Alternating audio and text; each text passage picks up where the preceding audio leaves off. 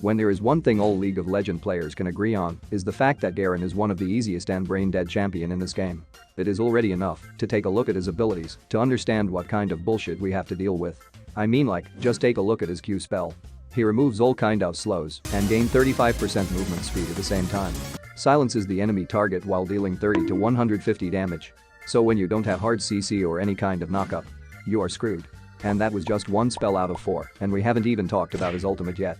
But you saw the title of this video and you might be thinking, when this champion is so OP, why should I even play him inside the jungle when I can just dominate the top lane? Well, Garen top has two major disadvantages. First of all, he is very predictable since he can just run at you and has no kind of dashes without play potential. In low elo it's not a big deal since most people aren't playing with a brain, so you can just charge into an ARAM on the mid lane at 25 minutes. But the higher you get, the harder it becomes. The second disadvantage would be the lack of impact you have on the top lane. During the whole laning phase you are playing a 1v1 while the rest of your team is having fun at the Drake and you have to deal with this guy you are now stuck with. Until a second guy comes for a visit, kills you, and plays this cockroach that tear down 2 turrets in a row. With Garen Jungle you can remove these problems. And now I will show you how. The idea of Garen Jungle is quite simple. You farm. Buy crit items. Run towards squishy champion. One-shot him and run away. But since you have to maintain your team's mental, you need to do a couple more things during the laning phase to make them happy. And it also takes a lot of time and gold to get those crit items. So let me explain it in detail how to play Garen Jungle. At level 1 you should skill your E-spell first. This is a vital clear tool for Garen Jungle since it deals of OE damage for faster clear and also got buffed on previous patches so that this spell deals 150% damage against non-epic monsters. So after making some spins to kill the red buff, you skill Q and go right away towards the Krugs and tell them to keep their mouth shut with your Q and smite the big one.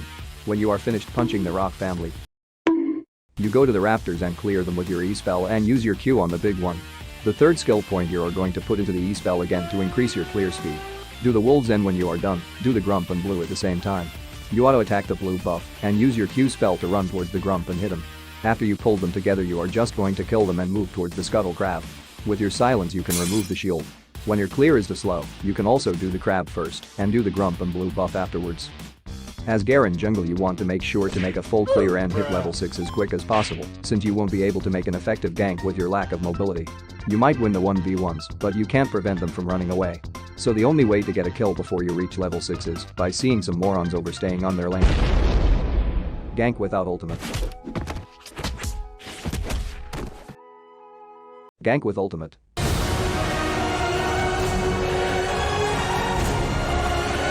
As you can see, his ultimate makes a lot of things easier. So after you made a full clear, make sure to go back to base instead and buy boots so you can make use of your rune Predator. And 2 long swords for some damage. Predator is quite importante for ganks since it grants you 25 to 50% bonus movement speed when the enemy is within 3000 units and when you are running towards them. After ramping up, your next damaging basic attacker ability against an enemy champion deals 20 to 180 based on your level. Since you are lacking movement speed at the early stage of the game, this rune comes in very handy to scare some ADC players when they see the red marker above their head. So now let me explain in detail how Garen's gank work. Watch closely and make sure to take notes. You activate Predator. Press Q and run towards the enemy. Make sure to silence them. That's it. I'm not joking, that's literally it. As already told, your Q spell removes all kind of slows and Garen gains about 35% movement speed. The hardest part is reaching the enemy since you are running straight towards them. They can easily stun you. When you reach them fast enough with your Q you can silence them for about 1.5 seconds, which basically means they become a cannon minion with some extra gold.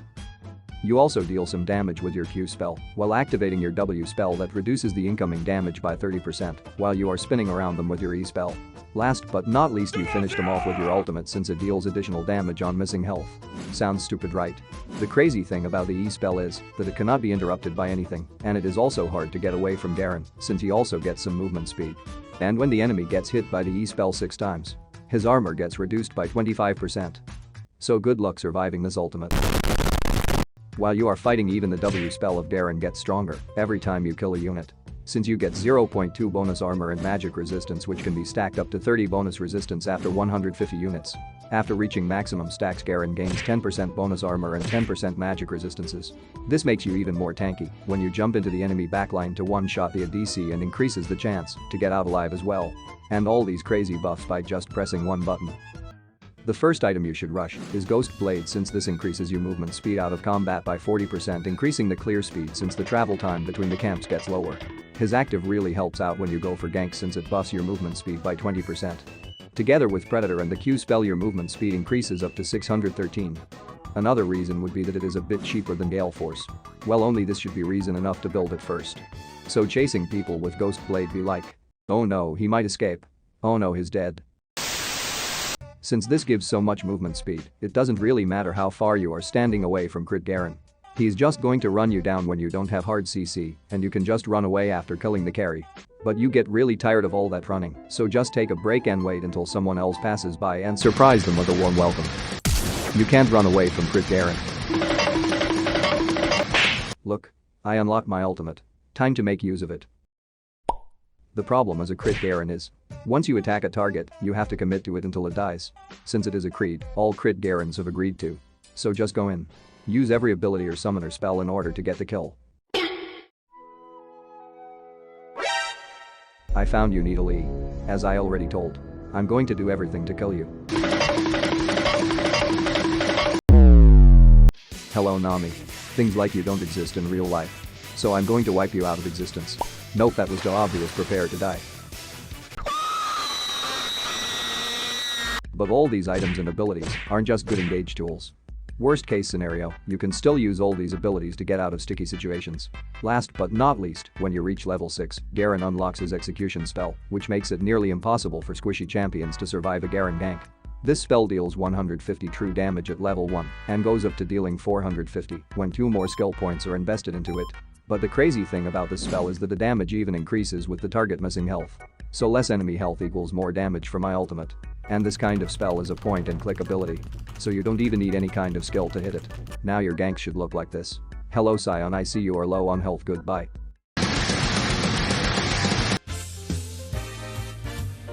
God damn it, the Zed outplayed me.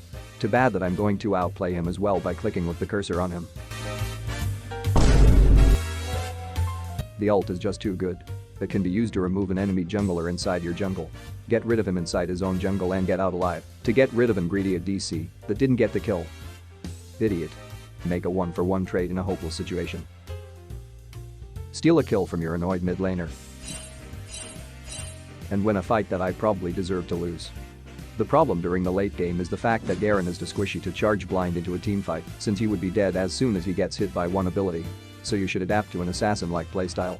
You try to get into the backline and one-shot the ADC as quick as possible and run out afterwards as fast as you can. Doing this maneuver late game will probably cost a lot of HP, but luckily Garen has his stupid passive, which regenerates 1 to 10% of his maximum health based on his level when he is out of combat for 8 seconds. To be more precise, you regenerate health when you didn't get damage from an enemy champion, turret or an epic monster during the last 8 seconds.